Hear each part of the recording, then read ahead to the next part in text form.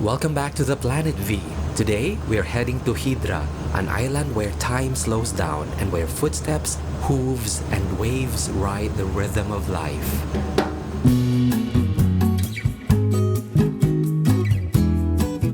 After exploring the Peloponnese, we drove from Kalamata toward the small port of Metochi, taking the scenic mountain route through Artemisia, the Lagada Titus Rock Tunnel, Sparta, and Caries. The drive was long but spectacular.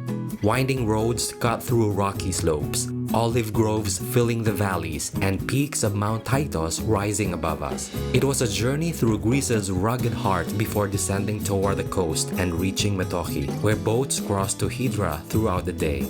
The crossing takes barely 20 minutes, yet it feels like a passage into another world. If you're traveling by car like us, we left it in the free parking near the pier, perfect for weekend escapes.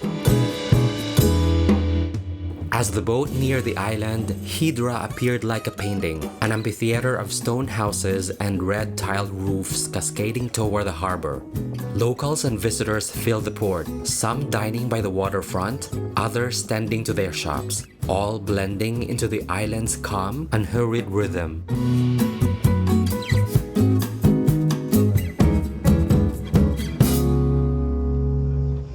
The island runs on a simple truth. If you want to move, you walk or ride a donkey. These patient animals still carry goods through narrow alleys where no wheels can go. And yes, they're protected. During the hottest hours of the day, they rest in shaded stables with water and care. Hydra's beauty doesn't shout. It whispers through cobalt blue shutters, jasmine-covered walls, and the echo of sandals on stone. No cars, no motorbikes, only footsteps, hooves, and the soft hum of the sea. Hydra greets you first with silence, then with rhythm. A rhythm shaped by waves, bells, and the slow pace of life that has barely changed for centuries.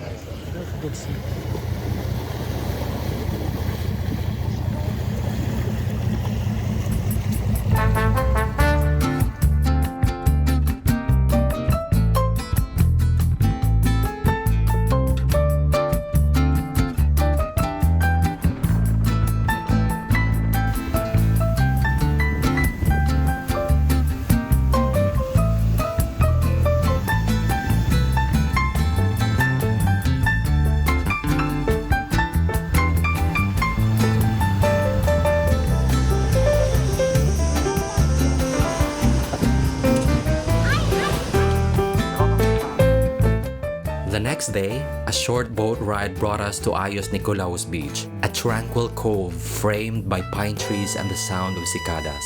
Its pebbled shore and crystal water make it one of Hydra's most loved escapes. It's best to reserve umbrellas and sunbeds early, as space is limited and fills quickly in summer.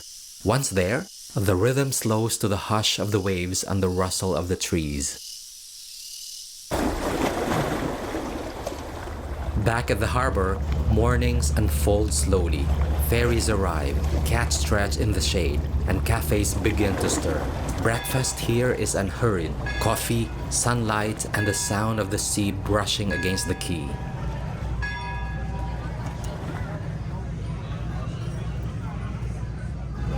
Just steps from the water stands the Cathedral of the Dormition of the Virgin, the island's spiritual and historical heart. Built in the 17th century from the ruins of an old monastery, it later became the seat of Hydra's local government during Greece's fight for independence. Its marble bell tower still watches over the harbor like a silent guardian.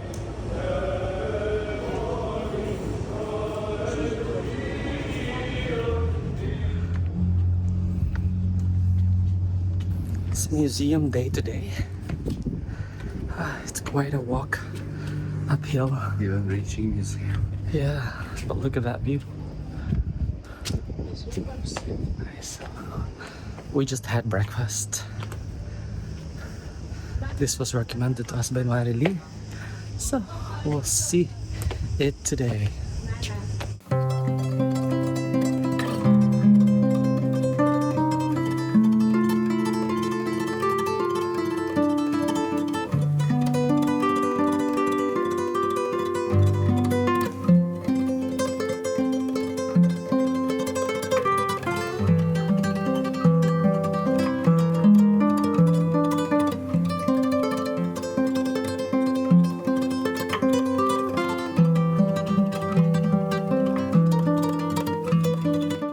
Nearby, the mansion of Lazaros Kundriotis tells another chapter of Hydra's proud story. Home to one of Greece's great naval leaders, its halls display portraits, nautical instruments, and family heirlooms that reveal the island's past as a wealthy maritime republic. In the early 1800s, Hydra's fleet played a decisive role in the struggle for freedom, turning the small island into a symbol of courage. This is also part of the ticket, so you can continue your visit going to the house.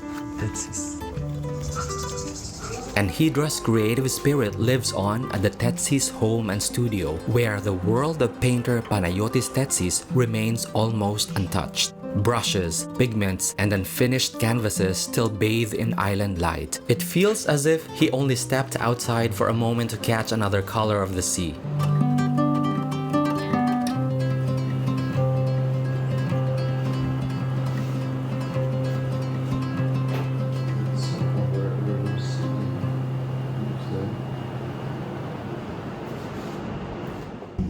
Hydra has long-drawn artists, writers, and dreamers. Leonard Cohen once lived here, writing songs and poems inspired by its stillness.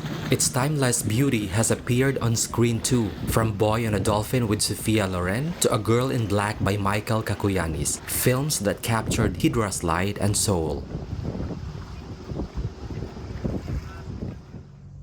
We walked toward the Deste Foundation project space, following the path as the sun melted into the horizon. The view alone was worth the walk. Inside, we explored the exhibition, contemporary works breathing new life into old stone walls. Here stands Jeff Koons' Sun, a kinetic sculpture whose golden rays turn with the wind, scattering light across the Aegean. As twilight deepened, Hydra seemed to glow from within.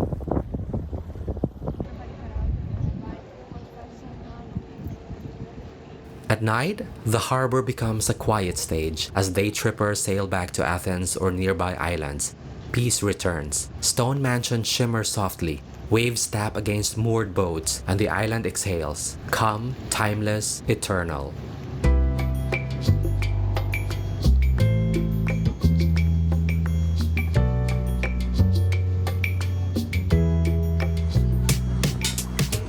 Only for 1 month.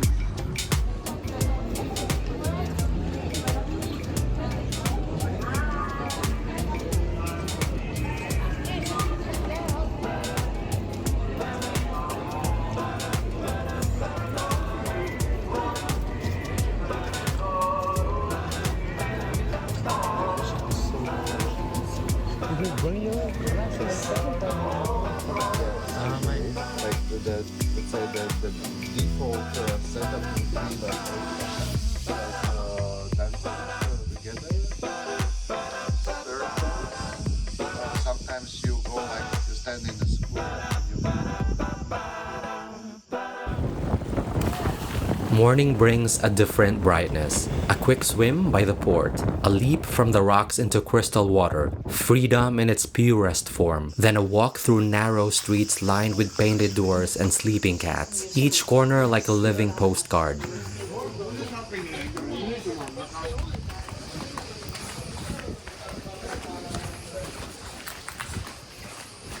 Leaving is the hardest part. The boat pulls away slowly and Hydra recedes, smaller, quieter, yet unforgettable.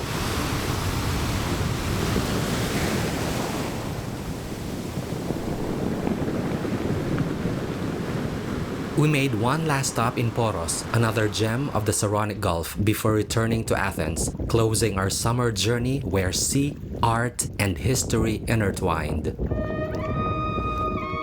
And finally, a heartfelt thank you to Marili and Fernando and to their family, who made our Hydra stay even more special, helping us find the best places to eat, swim, and explore, and welcoming us into their beautiful home overlooking sunsets and the quaint villages below. A reminder that sometimes beauty asks for nothing more than silence, sunlight, and time.